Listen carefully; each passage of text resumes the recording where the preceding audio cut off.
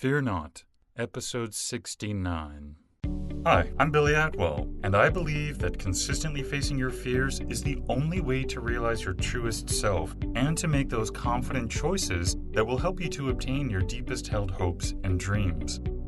I have faith that this podcast series will show you that you are not alone, that it will strengthen you and give you courage to face your fears, and that it will help you to permanently cross over into a life of living beyond your fears. Join me on this journey as we listen and learn from others as they share their experiences in facing and overcoming their own fears.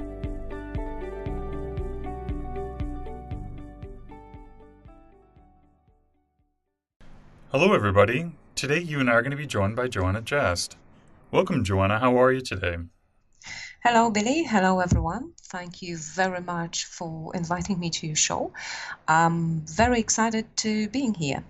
Joanna Jast is a writer, entrepreneur, and self-appointed human-nature expert who dreams of inventing a direct brain-computer interface one day so she can just download knowledge, and update her behavior software in seconds. In the meantime, while the appropriate technology is or is not being invented, she works on improving the existing ways of learning and adapting to change to help career changers, entrepreneurs, and freelancers accelerate their success in the new environment. She's also the author of Laser Sharp Focus and Hack Your Habits. Joanna, could you take a few minutes to fill in the gaps and maybe also give us a brief glimpse of your personal life? Difficult question, actually. I don't know where to start. I'm currently living in France, where I have moved from New Zealand, where I've lived for a while. And I'm still trying to get my head around this new world and functioning in a completely different reality in the new language. Joanna, would you share with us one of the biggest fears that you've had to face? When I think about the biggest fear in my life, and I think I always go back to what I would describe as the core fear in my life, and this is something I've lived with all my life, and I've dealt with it to a greater extent, but I know that it's still there at the back of my mind, and it can raise its ugly head at any time. From my point of view, it is a fear of making a fool of myself, fear of being ridiculed by others, and I think it goes back to the fear of being judged and rejected, and particularly rejected at someone who is maybe different than everybody else. And as I said, I've dealt with the core of it, but it still lives there at the back of my mind. Recently, I've experienced that it's had its new reincarnation and came back about 2 years ago, and I've been dealing with it for some time. So what do you do to deal with it when it does reoccur? When I was a kid, I very quickly realized that this fear of making a fool of myself and having people laugh at me was in direct opposition to something I really, really loved, which was having fun and exploring new things, learning, overcoming my own weaknesses. So I was constantly facing this dilemma. Do I go and have fun by learning, by doing things I like, or do I deal with I don't have to deal with the fear? And I very quickly realized that the payoff, enjoying what I enjoy doing, is much bigger than the emotional cost of dealing with the fear. But as a kid, I didn't really have much in terms of strategy. So I came up with various tactics, what I describe as tactics. And one of my favorite was I loved performing. But obviously, that's a fertile ground for the fear of being judged and making a fool of yourself. So what I did was I would go on a stage. And I'm short-sighted. I've been wearing glasses ever since I was 6 or 7. I would remove my glasses and I would think, I can't see them, so they can't see me. All's good. I can have fun. So when I was a kid, this was the sort of this is the sort of strategies I used. And then in my 20s, I actually went through a period of psychotherapy, and I dealt with the fear in a in a proper psychotherapeutic way. And I've learned a number of strategies that still help me deal with it. Um, and it's something that I use on daily basis. I still go back to the balance that I really enjoy doing something, and I've got this fear. Okay, what do I want more? But I also go through an intellectual exercise of thinking. Okay, so this is my thought. I am scared. I think I might make a fool of myself. And what if people laugh at me? What if this, that, what if that? And then I'm thinking, okay, and that makes me feel like that. So my thoughts affect my feelings, and then that affects my behavior. And then my behavior affects my thoughts. And here it goes all over again, the whole cycle.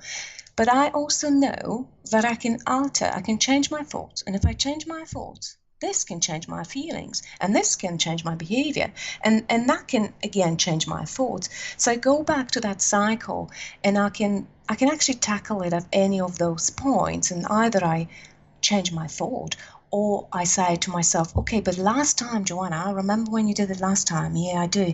Was it that bad? No, it wasn't actually that bad. So maybe it won't be that bad this time. Or I set up a little experiment and I say to myself, okay, you're really scared. You think you might make a fool of yourself, but how about you just set up a little experiment? So I acknowledge my fear, I acknowledge my feelings, and I change my behavior to see how the outcome of my behavior affects my thoughts. And I do quite a lot of it these days. And what really happened as well more recently, and this is something I mentioned very briefly earlier on, so the new reincarnation of my core fear of being judged and making a fool of myself is that fear of being judged and making a fool of myself in the context of being different and maybe even not meeting expectations. And particularly as being a writer, being an author, and putting yourself out there, when I don't really say what other people are saying. And at first I was thinking, I can't really say it. Everybody else is saying something else. It's just really stupid, Joanna. They're gonna laugh at you. Just you're gonna make a fool of you. So this is just not, don't do it. But I have had a lot of emails from my readers and people basically telling me that since they started reading, it started off as my blog post and my answers on Quora, and then with my first book, Laser Sharp Focus, they started reading about me saying, actually, I have tried this and I have tried that, and it hasn't worked for me. And if this is your case, guys, it doesn't necessarily mean there's something wrong with you. Try something else instead.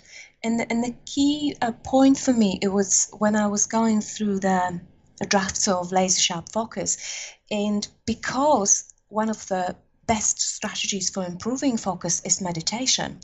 And for those people who have read my book, they probably realize that I don't meditate because it's never worked for me. And in the first draft, I was planning to do a little chapter or half a chapter on meditation. And I got to the point when I realized I actually cannot write about meditation because I don't meditate. And to be honest to myself, to be honest to my readers, I can't really do it. So I thought about maybe outsourcing the chapter. In the end, it took me a while to actually deal with the fear of it. Actually, I'm gonna say the way it is. I don't meditate because I've tried it so many times. It hasn't helped me. It's a great strategy.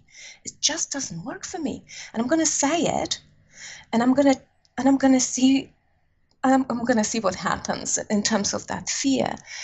And in those 2 years ago, when I decided to come out, if you like, about being a bit different, since then I have dealt with the fear of being different and being judged and maybe being, I don't know, laughed at because, it works for everybody else. It doesn't work for you. So those 2 years were very important, and the messages I've had from readers played a really key role in me deciding that, okay, this is the way I am. That's okay.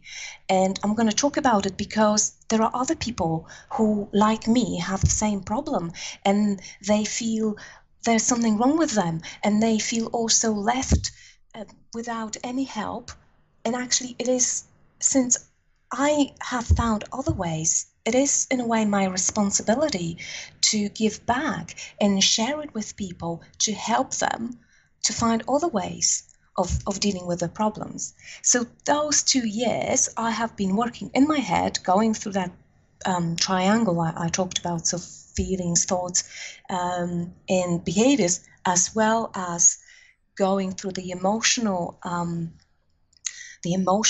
aspect of it with the feedback that I've had from other people, and really reminding myself about the importance of doing it for others as well. That's really amazing, and thank you so much for sharing.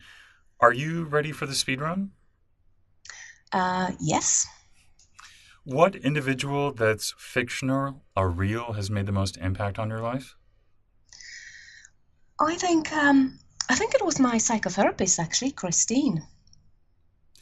And if you could instantly change one thing in the world, what would you change? I am going to go back to what I've got in my bio about that brain computer interface. I'd really love to have a way of accessing my brain, or helping people access their brain, and helping people and myself change things I want to change much faster without much fuss. What's your biggest weakness? I've got actually quite a few of them. I love sweets, and I have a very poor willpower. So, unfortunately, I have problems resisting sweets. What's your biggest strength? I tend to come up with clever ways of dealing with my weaknesses. And if you could only have one book to read, what book would that be? There are so many great books I have read and reread.